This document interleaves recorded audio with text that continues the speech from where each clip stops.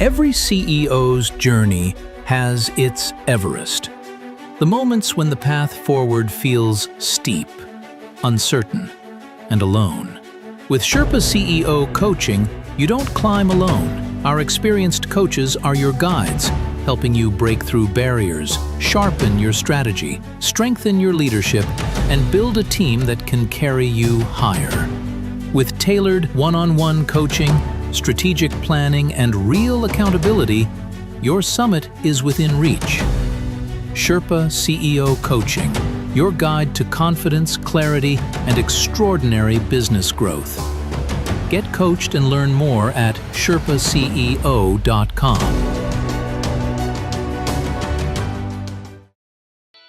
Welcome to the Entrepreneurial Journey with your host, Dave Westcott. The Entrepreneurial Journey is a weekly podcast that streams live every Tuesday at 9:15 a.m. Pacific on Dave's YouTube channel and LinkedIn profile. Now here's Dave with this week's episode. Good morning and welcome to the Entrepreneurial Journey. I'm your host, Dave Westcott, and I have with me this morning special guest, Andy Janaitis, founder and Chief Strategist, PPC Pitbulls. Andy, good morning. Thanks for having me, Dave. Hey, you know what? I'm super glad to have you on the show. I love the name PPC Pitbulls. I mean, it tells me right off the bat you don't mess around. Definitely. You know, we're super focused on measured results and going for it and, you know, figuring it out and getting to your goals. We also have a little pit bull running around here. She's in the background of my office here, but so that's our mascot. Oh, that's nice. What's her name? Percy. Percy. Keeping the alliteration going. PPC Pitbulls Percy. That's awesome. Is that a picture of a pit bull behind you in the picture? It is, yeah. It's one of those. It's where they drew her specifically. You know, I used to have a friend who, well, I still have the friend, but bred pit bulls, Blues and Brendels, and yeah, you know, and that sort of thing. And they had some monstrous pit bulls. This pit bull they had, Zeus, was just a monster, massive head. Yeah. Yeah, I'm out here in Baltimore, so we've got rescue pit bulls galore. That's our key rescue dog in the area. So is it that's really how she came to be? Yeah. Why is that? I think just in Baltimore City, a lot of people love the pit bulls. So quite a few pitties in the area. That's interesting. I've got a Doberman and a German Shepherd. Oh, nice. So that's great. You know, I love. They're not. Dogs aren't vicious. They're all about how you raise them and love on them. Exactly. You know, I think that's what it's all about. I used to do rescue dobies, but once I had kids, I stopped doing the rescues because, you know, they can, you never know exactly. You don't know what situation they came from. Yeah. Yeah. What's going to happen. Well, that's cool. So we got the mascot covered. We're having a lot of fun with that. And look this is an exciting show because, you know, one of the things I think entrepreneurs constantly struggle with is, you know, pay-per-click advertising, right? Like, this is, how am I going to get leads? How are people going to find me? Why am I not showing up? I need to get some more leads. Why is this costing so much? Why does this not working? What's going on? You know, this is such a huge thing, and I've been hoping to have somebody on the show after hundreds of episodes that actually talked about this. So I'm super excited that you are here. Now, one of the things that you do as founder and chief strategist at PPC Pitbulls is that you help small businesses grow past 7 figures using Google and Meta ads. How do you do that? Yeah, so the big thing, I would say we take an engineering approach to digital marketing. So my background was in industrial engineering, came out of school and had a career in data science, software development, kind of jumped around a couple different areas, but I really bring that technical background to how we look at digital marketing. And it really all comes down to measurement, making sure that we understand what problem we're trying to solve, and then having, you know, clear measured goals and you know, tracking towards those goals. So, you know, I think a lot of times the biggest mistake people make is they say, hey, you know, I've got to run Google ads, got to run Meta ads. And you mentioned, you know, hey, how come this isn't working? I should be showing up higher in the results. All these different types of complaints are really common that you hear. But, you know, the core issue, I think, most of the time is that people aren't really clear on what their actual goals are, and they're not measuring very clearly progress towards those goals. So that's what we really focus on. Okay, so what you're saying is that one of the number one problems that entrepreneurs run into when they're building a Google or Meta program is they're not clear on the goals that they've got to get set, and they're not clear on basically the metrics that they're hitting to get to that goal. Is that correct? Exactly. Yeah, that's it's one of the most common situations we have when we come in and we audit a new account. And you'll look in the account and say, hey, we spent X amount of dollars. I'm not really sure. I think we might have gotten a few more leads, but we didn't really. And then we look in the account and say, okay, well, what's your cost per lead? Essentially, how many dollars did you spend per new lead that you got? And we find that that's not even being tracked at all. In fact, they're only optimizing to getting the cheapest clicks possible. And hey, I ran my ads and I got X amount of clicks to my site, but no indication of what happened once those people hit your site. So I think that's the number one thing, and the biggest problem that we see is people getting started with ads before they really understand, what is the workflow where somebody becomes a customer for me, and how am I making sure that I'm measuring that and sending that data back to Google or Meta for optimization. That's very cool. So do you work with a lot of service-based businesses? It's a big mix. We actually probably have more on the e-commerce side. Okay. Something that we really focus on is what I call kind of complex buyer journeys. So oftentimes, you think of this in kind of two buckets: either e-com, which is clear, like a Amazon or a Shopify site where you're coming in, there's a bunch of listings of products, you can buy a product, and how do we make sure that we're getting more purchases for your products, versus lead gen, which is hey, come in, have some education about your services, fill out a lead form, a contact us kind of form. What we find, though, is oftentimes, especially in the B2B world where we work a lot, there's kind of a complex overlap where, there may be a few products for sale on the site, but then also they need this additional channel of, people coming in with questions and contact forms to, answer questions about the product. So I think that's really where we excel is, understanding not only is it, hey, this is how you optimize e-com or this is how you optimize lead gen, but understanding kind of those complex flows and where does marketing play a role in the multiple different ways that customers can interact with your business. That's very, very interesting. So a lot of you're doing complex buyer side work, B2B.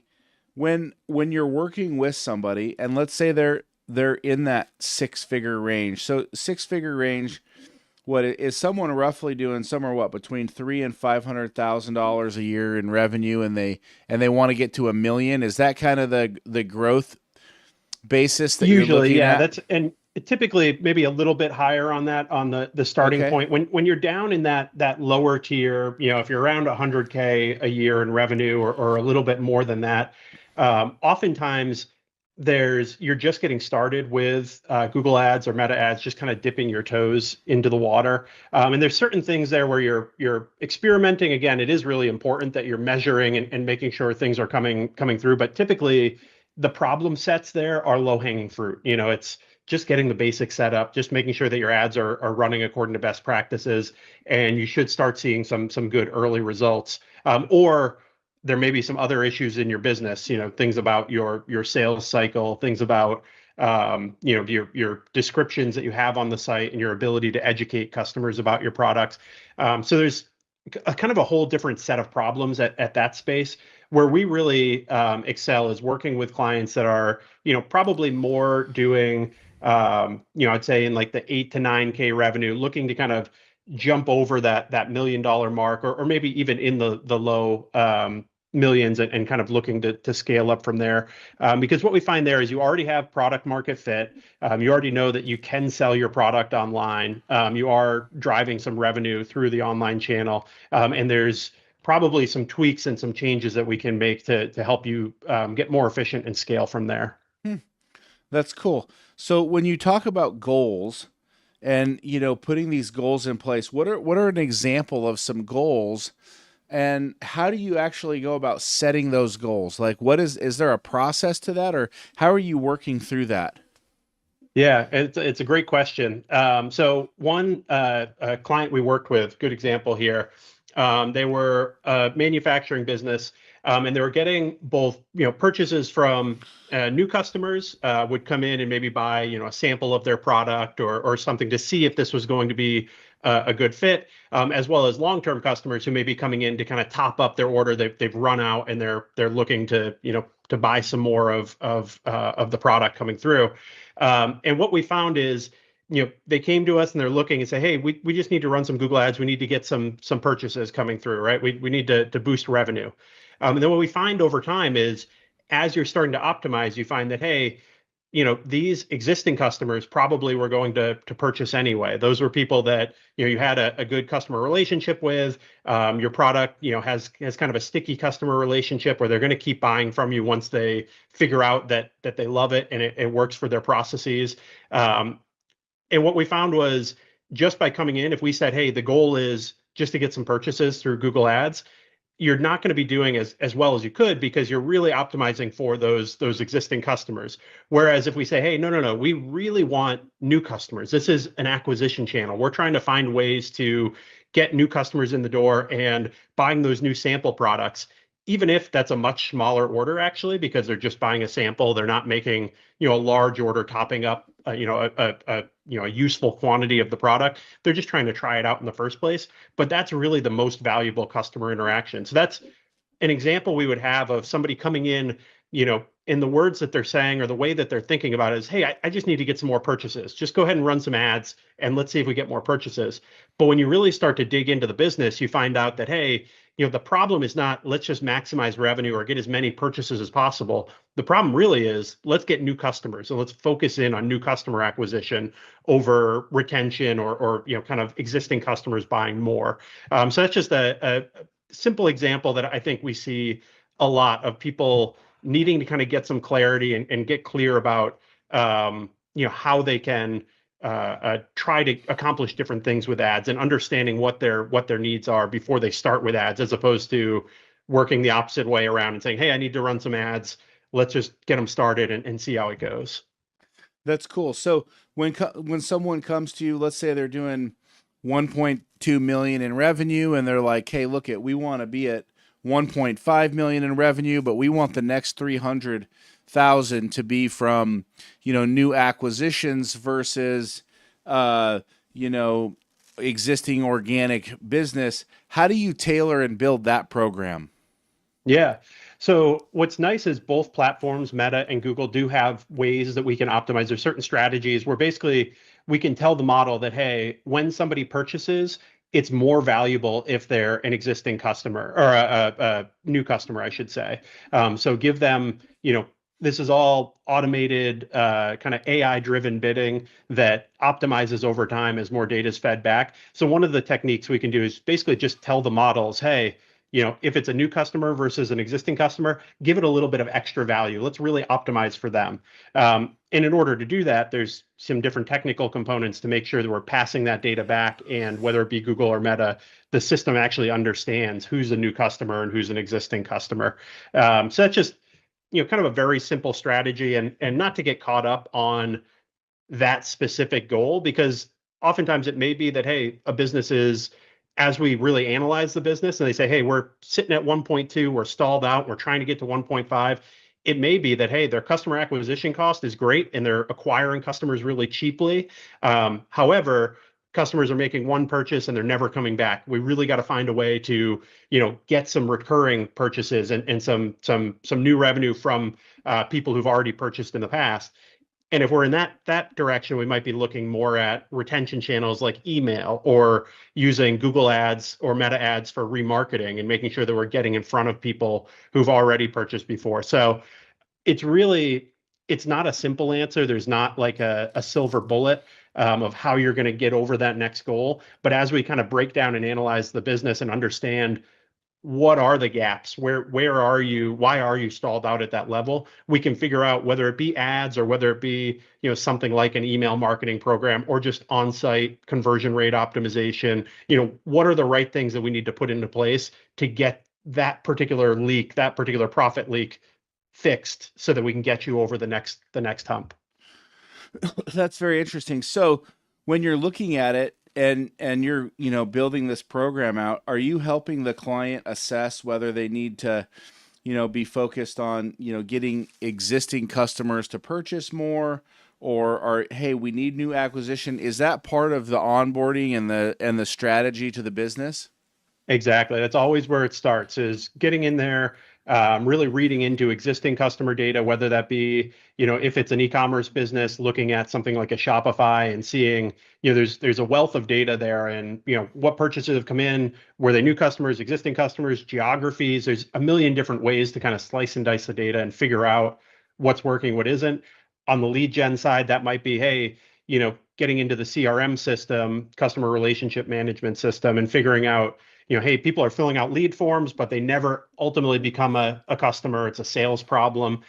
That's really where we, really excel, is kind of understanding, hey, what's the overarching goal? We're trying to get from 1.2 to 1.5, but then digging into the data that we have available to us and breaking down, hey, here's the thing that's keeping you stalled out. Let's fix that, and let's use the right tactics and strategies to fix that particular issue to get you over that hump. That's cool. Does your company support email marketing and retargeting strategies? We do. I always say that we're not, I wouldn't call us an email marketing company, but we do find that when we're, focused on ads, we're running paid ads. Oftentimes that's one of the key things that's missing. People say, hey, how come my ads aren't working?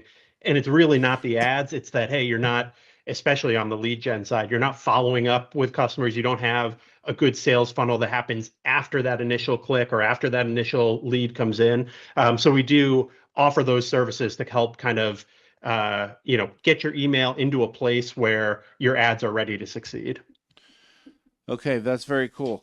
So we understand how that works. Now, what about things like, I've heard people say that, to run a good Google AdWords campaign, you've got to really, target down and identify and get to the right customer, right? So like, you don't want the tire kickers calling, or you need to weed out the people who are the wrong client, Exactly, yeah. right? And so a lot of people will say, well, you need to make sure that you're using something like HubSpot so that it can read it, identify it, talk back to Google so that, Yep. You can identify and knock this person out so that you're only getting the right people.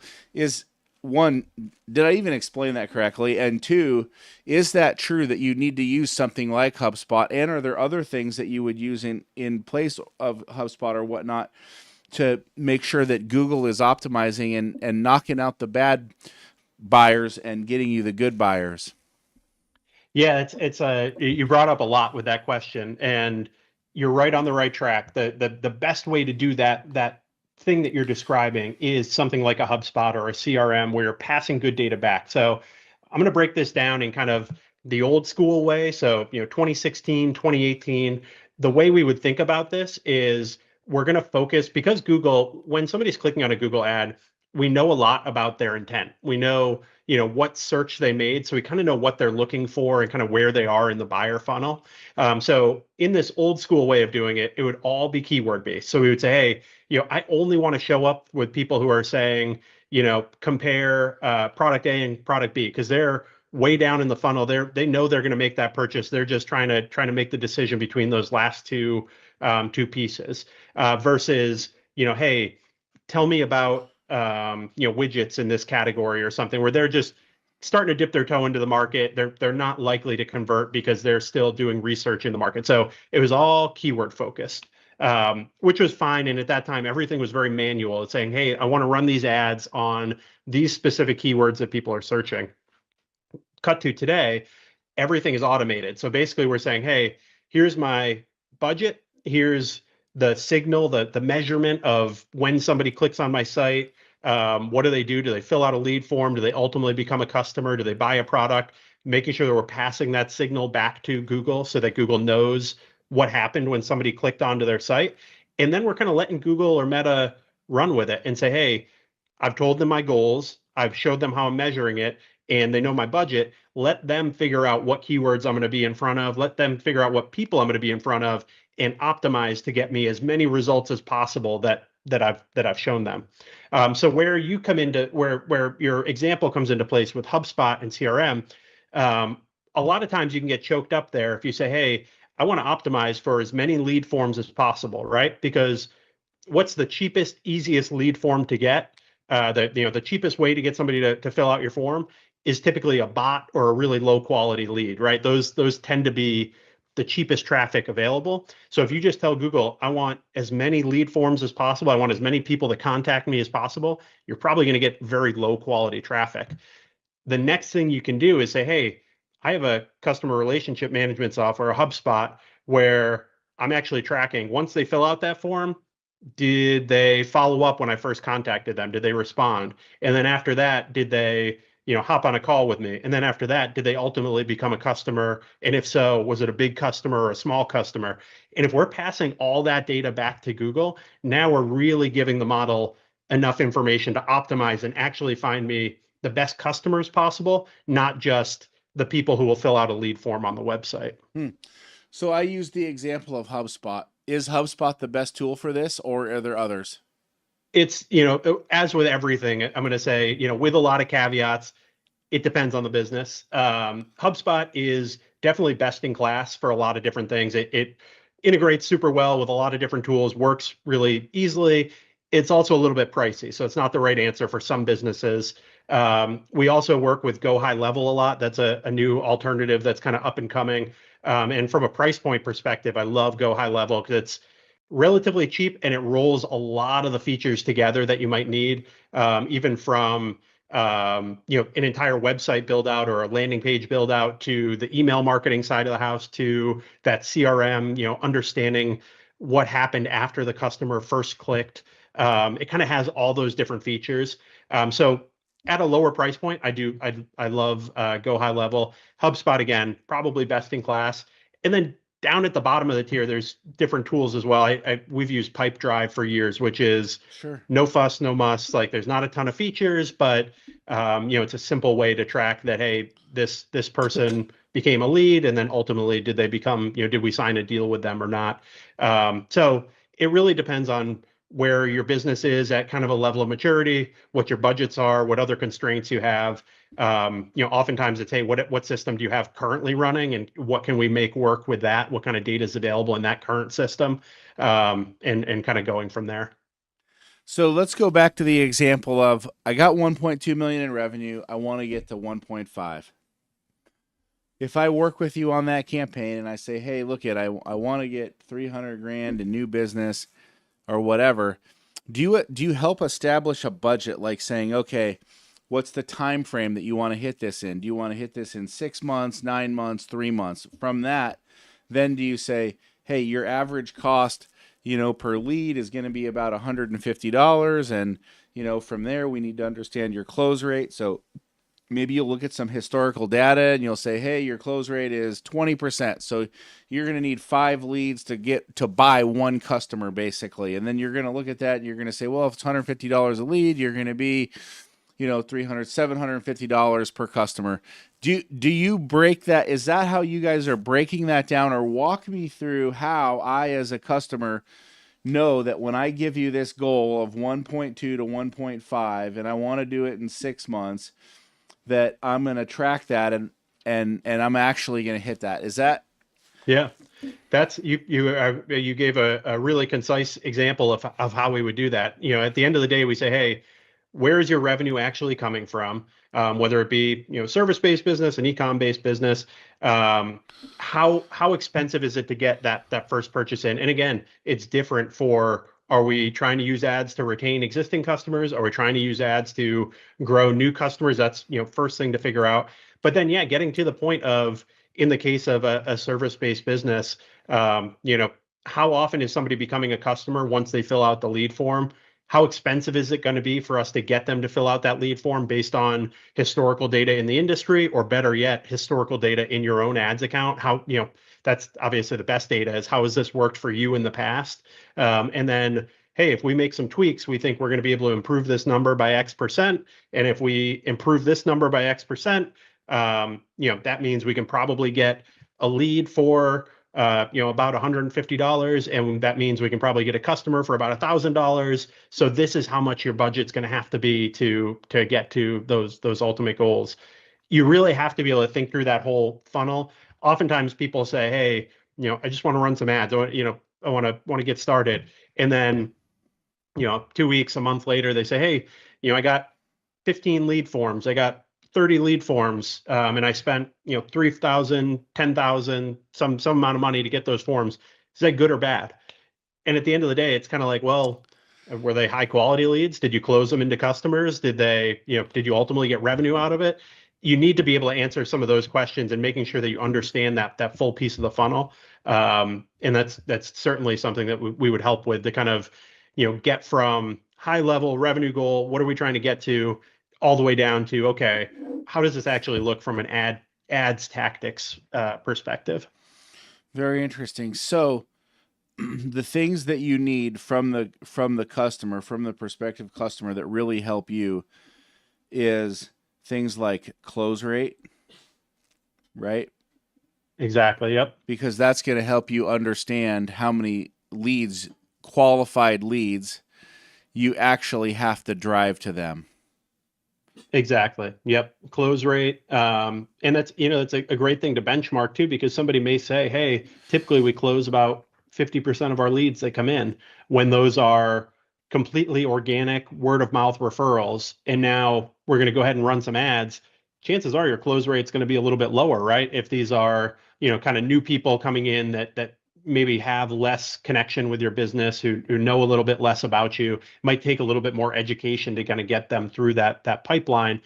So it's a great thing that once we start measuring that, start reporting on that on a regular basis, we can start to benchmark and say, okay, perfect. We went in with the assumption that your close rate was 50%.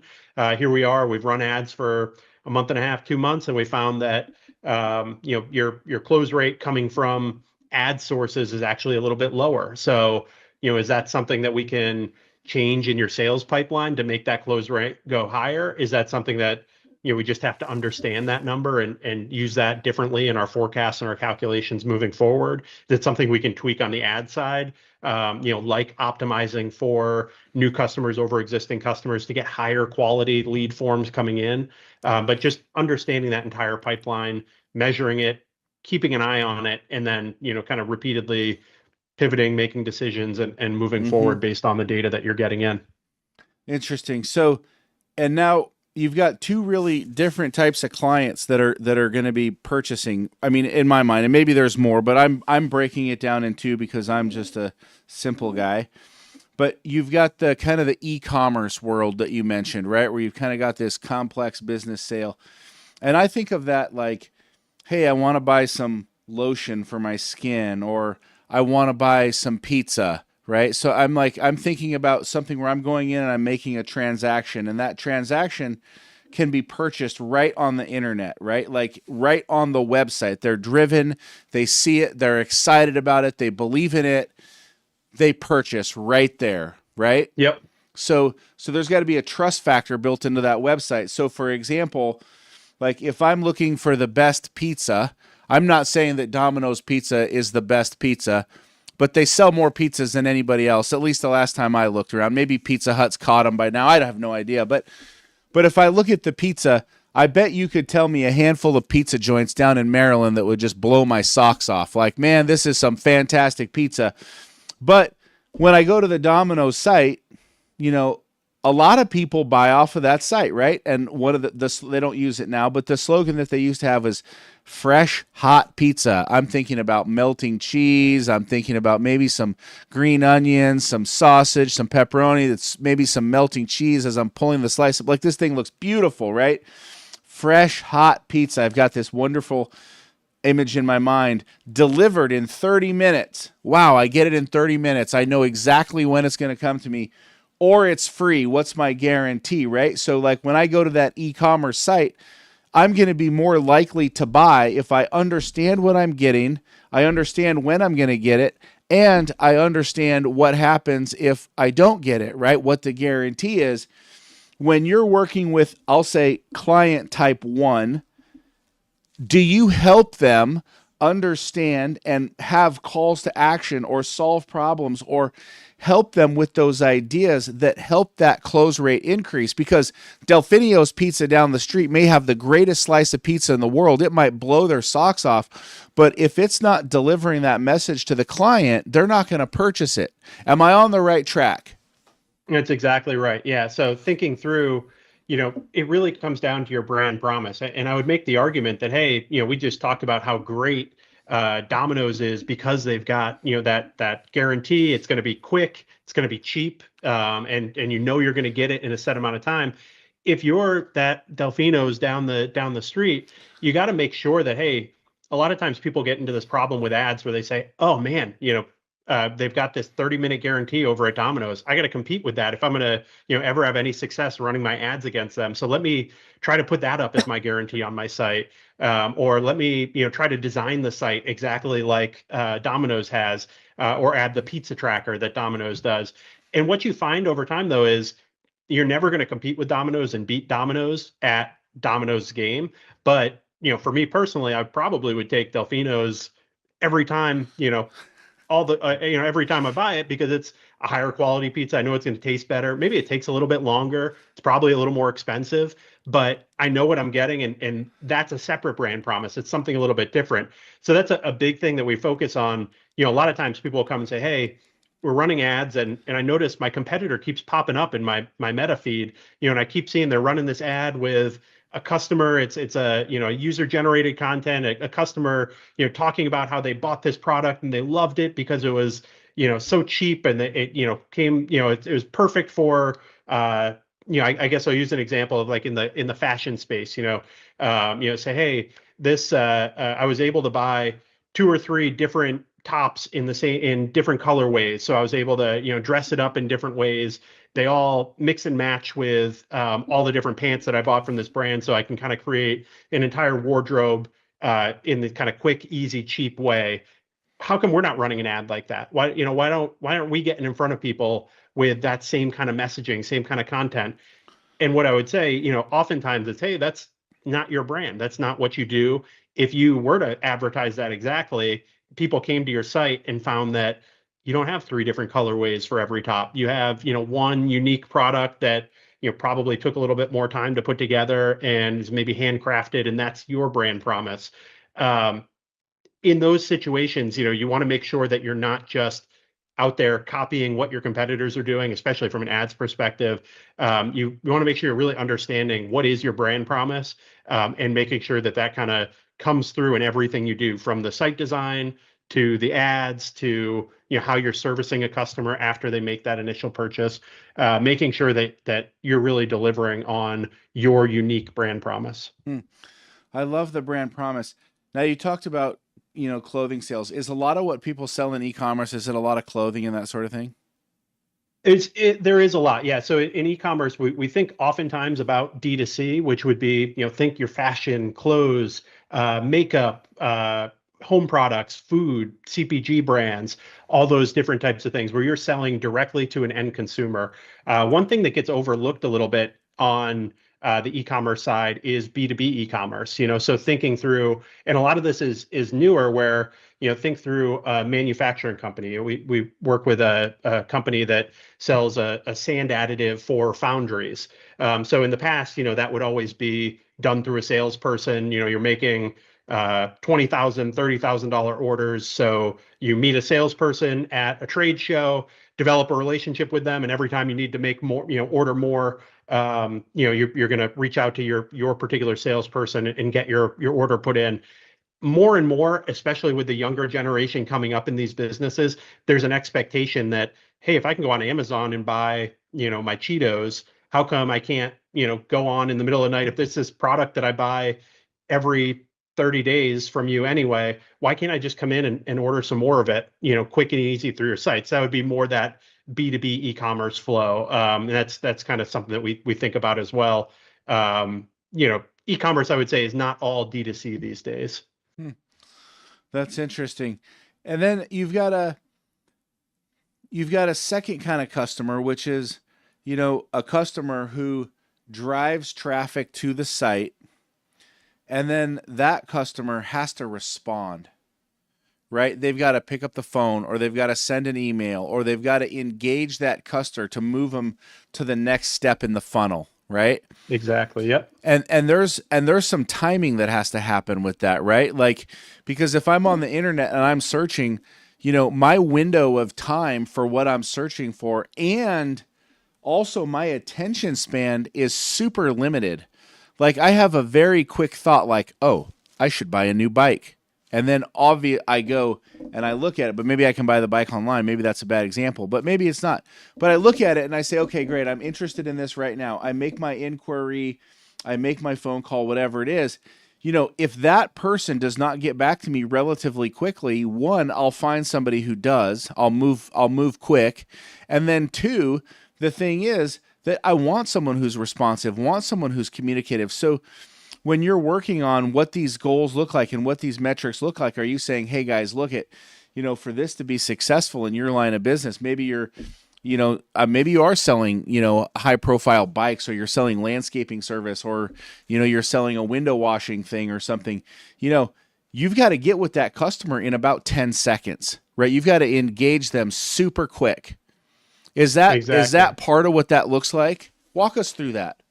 Yeah, it's certainly part of it. And you hit the nail on the head that, speed is often very important in that kind of lead flow, so I'd say it's kind of a non-negotiable that if somebody fills out a form on your site, they're getting either an email or, better yet, a text immediately. So it's got to be automated. It's not a human in the loop trying to figure that out. And that oftentimes can just be as simple as, hey, we received your request. Think about how often you go onto a site and you enter your personal information and say, hey, I'm trying to undertake this project, or I'd like more information about this high quality bike that you're thinking about, and you enter your information and you fill out the form on the site. I think there's an expectation that immediately you're going to get some sort of confirmation that at a minimum the form went through and this business got my information. So that's really important. But then the next most important thing that people often miss, and I think this is really true as we get into this AI and automated world that we're entering, people are really craving authenticity. So if you can reach back out, again, still fast, but you sent that automated flow, so you've got a little bit more time for maybe it's the person who works the front desk, or maybe it's somebody in the business to reach out as a real person and say, hey, I got your information. This is what it looks like to me. Can I get some more information from you? Or, hey, here's what our next steps are going to be. Here's how I'm going to route your request. And here's who else will get back to you. That personal touch and understanding that there's a real human on the other side of the line is so important, whether it be through text, through email, just however you can connect to your customer. It's going to be different for every business, obviously, based on kind of what you're selling and what that brand promise is, what the relationship the customers expect is. But I think that's so important if you're in what I would call a lead generation or a lead gen business, where you're trying to get more contacts that you're then going to put into kind of a sales pipeline to get people to ultimately purchase from you, whether it be services or high ticket value products. Oftentimes it's you're going to get the customer information. You've got to have an automation that hits them absolutely immediately, and then you're going to want to follow up as quickly as possible with real human outreach. And I think one more thing in that flow too is always hear oftentimes it takes 7 to 12 touch points before somebody becomes a customer. Understanding that if you don't get a response to your email after the first time you reach out to them, you probably have to reach out to them at least 5, 6, 7 times before you're able to write this person off and say, hey, they're not going to become a customer. Because we all know it. Oftentimes emails come in your inbox, you requested information yesterday or even a few hours ago, you get that email in your inbox, you say, oh, I'm busy with something else now, forget about it. The next day, another email hits and forget about it. But maybe on that third email, then finally you say, I did want to buy that bike. Let me follow up with them. And, from their email, it looks like it's going to be really easy for me to get the information I want. So I will go out and book a call with them to learn more about these bikes. It is true. You really have to follow up, right? The National Association of Sales says 80% of all businesses closed between the 5th and 12th ask. It's crazy. So at minimum, you've got to hit them 5 times. I feel like it's more in that 8 range, right? That 8 to 9 range to get that that purchase across the line.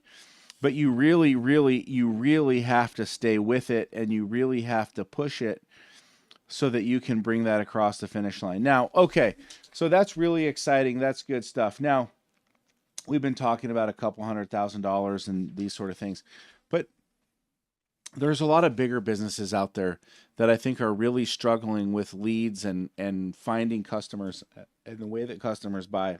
And let's say you've got a $10 million company and they want to add $3 million in revenue to that pipeline. Now, obviously, that's a better customer, right? Because they're going to spend more money, they're going to be more engaged. But there's also more risk with that, because if those ads don't work faster, they have a quicker time to pull the plug, or they're going to be more on point with, wait a minute, we're spending a lot of money here. So when you're playing in with that kind of money and those type of players, what are some of the strategies that you put in place to ensure that they're going to be successful on those larger initiatives? Yeah. So there's a few things to unpack there. First of all, oftentimes it's easier to work with those larger clients than it is the smaller clients, only because we talked earlier about knowing your goals. We talked about, having strong KPIs, talked about the technical setup to make sure you're sending the data back to a Google Ads or Meta Ads, something like a HubSpot or a Go High Level. Typically, a lot of those problems have been solved with some of the larger organizations. So you have more tools at your disposal. There's less workarounds that you have to figure out. And frankly, when you're working with a business that's trying to get from 10 million to 13 million in online revenue, you're working with a marketing director who understands the ads ecosystem and just needs some help with Google Ads or with this particular problem that they're trying to solve. So it's a much better defined problem. The customer understands, has probably a little bit more realistic expectations than a very small founder-driven brand that says, hey, I want to spend just a little bit of money and I got to get, crazy profit coming out of this. And there's probably better product market fit at that level. So for all those reasons, I think, we oftentimes think that, hey, there's this crazy other world where these, really high-end marketing strategies going on at these higher tier clients. We find oftentimes when we do work with larger clients like that, it's a lot of the same problems. There's little low-hanging fruit tweaks that we can make to get the data signal coming back a little bit more strongly. We can make sure that we're measuring outcomes a little bit more clearly.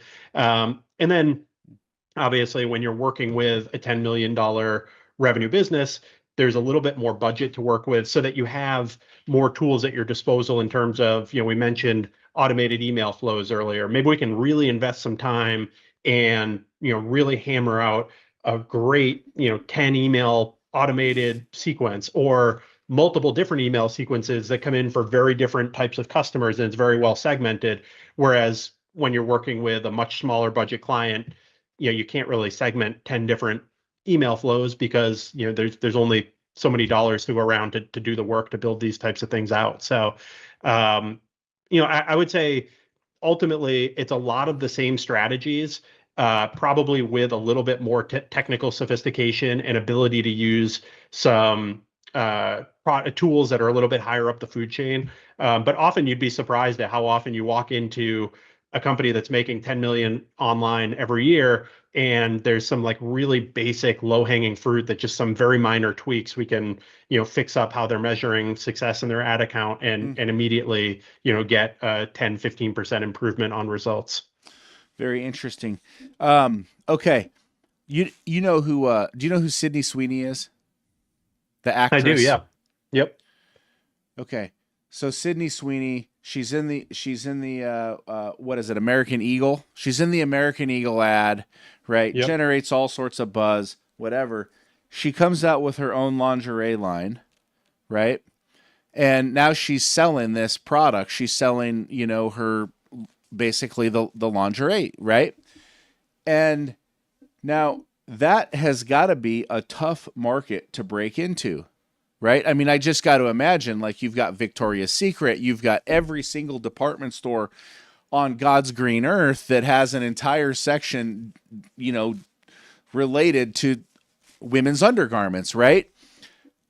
But as she's breaking into that, from what I read in a recent article, she's killing it in this space. And so I think about that and I think, okay, a lot of that is online advertising, right? A lot of that is Facebook. A lot of that is Instagram. A lot of those are going to be targeted ads to people that are generating a response to go and click on that website, and then they are purchasing right from her, and she's killing it from what I've read, that her lingerie line is taking off like crazy, versus you're going up against the old establishment. I'll just call it Victoria's Secret. It's a monster. It's in every mall. They've got, huge brand name, huge brand awareness. It seems like such a risky move for somebody like her to say, let's drop into this e-commerce with, I've never done it before. My brand is brand new. Let's go. And I'm really doing this based on my name and what I put on Instagram and Facebook and maybe TikTok. That's got to be a huge marketing program. That's got to be more than a $10 million program. How does that work? How do you see traction and build and growth and get that kind of traction so quickly? Obviously, her name helps. Obviously, that she's a movie star helps. But talk a little bit about that, because that's got to be huge in e-commerce, with just the shift that she's killing it, and the old establishment isn't. Where is that change? So a lot of different answers. And I think the biggest thing comes down to understand the game you're playing, right? So, the big caution I would have with a story like that is the types of businesses that come to me and we're working together and we're, trying to figure out how are we going to get you to that next level, whether it be, hey, we're at 1.2 million trying to get to 1.5 million, or hey, even we're at 10 million trying to get to 13 million.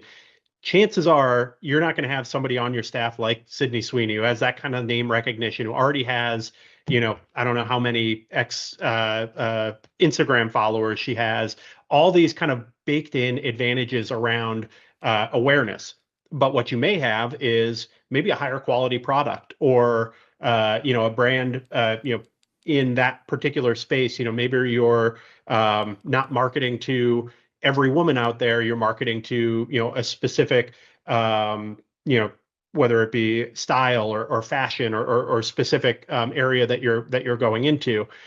So understand that you don't need to play the game of being everywhere that Sydney Sweeney is, or trying to compete across all the different marketing channels that she may be in. And in fact, you probably have a much smaller marketing team, much smaller marketing budget. You don't have the consultants to plan out and figure out exactly, to test how is this going to work in every market that you haven't tested yet. So you need to have a totally different strategy. And that's not to say that you can't be competitive or your business can't grow in ways that work really well for your business. But you may be more focused on, hey, rather than have some consultants put together, a plan for this massive drop where we're going to hit every channel all at once, and we're going to try to go from 0 to 10 million immediately, and putting a lot of marketing dollars at risk in the process. Maybe the answer is, hey, let's see if we can get just a few extra purchases via this one channel, via this one different ad theme, this one different ad type, and really focus in on putting just a little bit of money at risk first, proving out profitability, and then scaling up from there. I'd come back to, it's just kind of an entirely different game. If you're looking at Sydney Sweeney trying to make a big splash with a new product line, there's obviously a different approach you would take there. You probably have a much larger marketing budget. You have consultants figuring out all the different strategies and testing them with different marketing audiences. But even at a smaller level, a lot of times people do this with certain times with competitor ads, and say, hey, this business is about the same size as mine. How come I always see them in this particular channel? And it's like, well, you don't know that those ads are necessarily even profitable for them. So don't go chasing them saying, hey, we're going to spend all this money to show up as often as they show up, because you don't really know if that's the direction that you should be going for your specific business. So it all comes down to understanding where you need to be in your business and growing for you. That's cool. The thing about it too is you got to play for the long game. and you don't even know that this product that she's dropped out there is going to last 6 months, 12 months, a year. There's a lot of celebrities who use their name recognition to drop these type of brand initiatives, and a lot of them do not last. I mean, Yeah. that's the truth. Or it could be successful, if she's having a moment in the media right now, and this is a product that's designed to capitalize on that and make a bunch of revenue for 6 months, and then that's probably the life cycle of that particular product. That could still be a great marketing strategy for that particular brand and what they're trying to do with that brand. But again, if you're trying to build a legacy business, that's not going to be the strategy that you should do. That's right. And I've heard you say it. You said it with Domino's Pizza and Delfinio's. You said it here with Sydney Sweeney, is, be loyal to who you are. Don't try to be everything that you see on the internet, right? Like, I think it's so easy as a small business owner, and you just said it again, where you just because you saw these guys at, on this market, you saw them all over Instagram. You don't even know that that's working. It's where you're seeing them. Don't try to follow what those people are doing. Don't try to be Sydney Sweeney. Don't try to be Domino's Pizza. Know who you are. Know what your goals are. Know where you're taking the business. When you work with a client, are you taking them through that journey and helping them discover their brand promise and what they deliver at the end?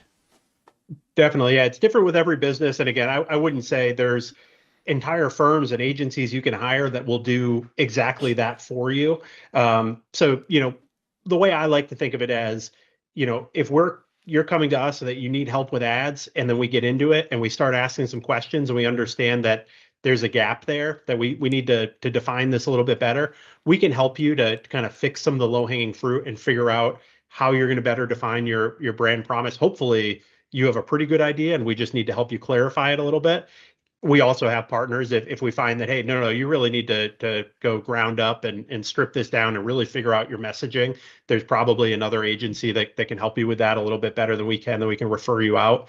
But that's a very big problem that a lot of businesses have, and there's a lot of different tiers of the level of service you could get along that spectrum. I would say it's something that if you're thinking about running ads, you need to understand what your brand promise is, even at a very basic level. And that's something that, we would never want to go into an ad engagement without having that understanding. So we're going to help you figure out that, and then depending on the size of your brand, depending on your budgets, depending on, are you pivoting or are you staying the same? How many product lines you have? There's a million different answers around, is it the right time to invest in, really high level, brand messaging work. But I think at a base level, we can all just take some time to kind of understand what are your key differentiators and how do you best serve clients. And you've got to have that locked in before you run ads. All right. This has been an awesome show. I've just got a couple of questions left. You've been so gracious with your time this morning. I've learned so much from you on the call. It's been absolutely outstanding.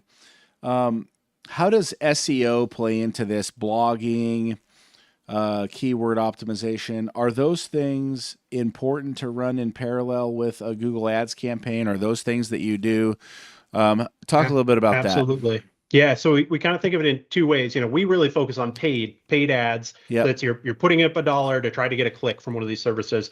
The other side of the house is organic. So whether it be, hey, we've got good content on our site, so we organically show up in Google results and try to get some clicks that are not sponsored, or even on, Meta, whether it be Facebook or Instagram, hey, we're posting some social content and getting people to follow our brand, like us, and getting some information out that way organically. I always tell people it's not either or.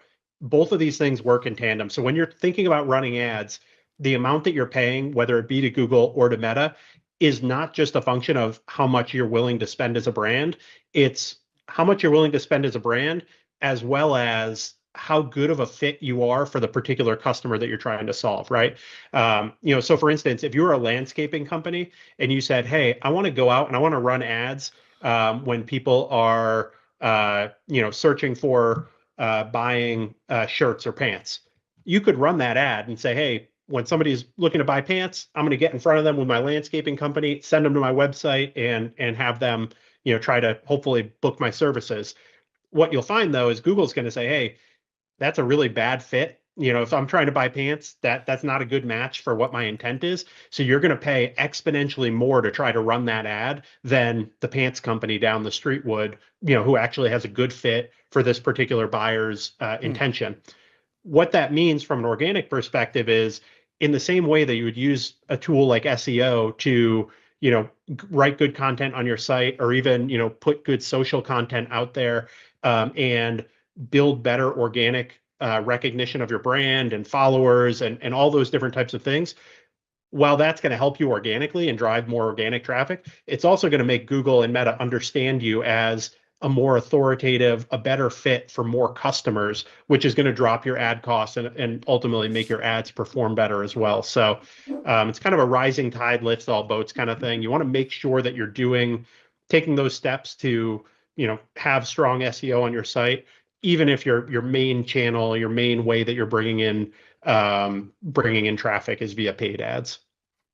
All right. How do you know? How do you track? How do you measure whether these ads are successful? And what are the most important metrics and trends to focus on? So there's a lot of different ways depending on what your goals are. A really good free tool that we like to use is Google Analytics. So you get Google Analytics set up on your site, make sure you configure it so it's tracking the specific events, whether it be a purchase or a lead form. And then from there, there's a million different ways that you can break down that data, but you can start to slice and dice and say, hey, of the traffic that came in via Google Ads, what's the conversion rate there? Of the traffic that came in through Meta Ads, what's the conversion rate there as compared to the traffic that came in organically? You can start to make some of those differentiations, measuring all these different KPIs and then specifically measuring it across different channels and how are different channels performing according to the others. Some of those key KPIs, ROAS is always a big one that we talk about. That's return on ad spend, or basically for every dollar in ad spend, how many dollars in revenue are you getting back? On the e-com side, that's going to be a really key metric that people look at.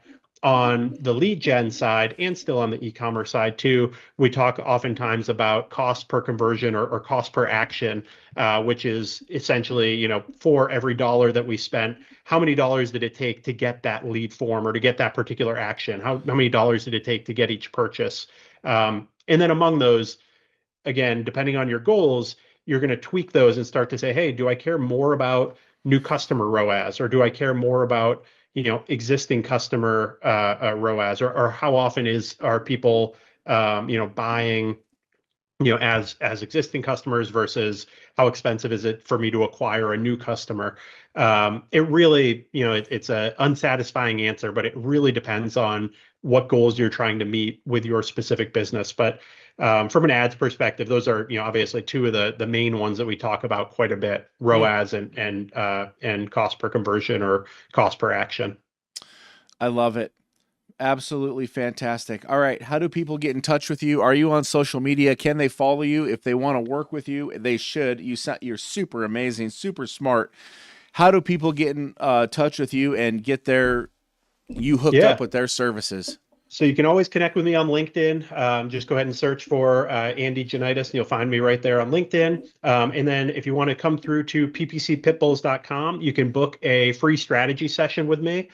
So I have some slots in my calendar, and hopefully I gave you the impression today. We spend a lot of time working with businesses really to clarify before we even get to the point of, is there a fit for ads or not? Really clarifying what your goals are and how to best meet them. So go ahead and come to ppcpitbulls.com. Again, you can book a free strategy session. That's going to be a call with me directly. You're not going to get a salesperson. And I love doing this. So please do reach out. I love digging in, getting to know about your business. And I promise that you'll leave with some insights, not just a sales pitch. And we'll, see if there's a fit to work together or not.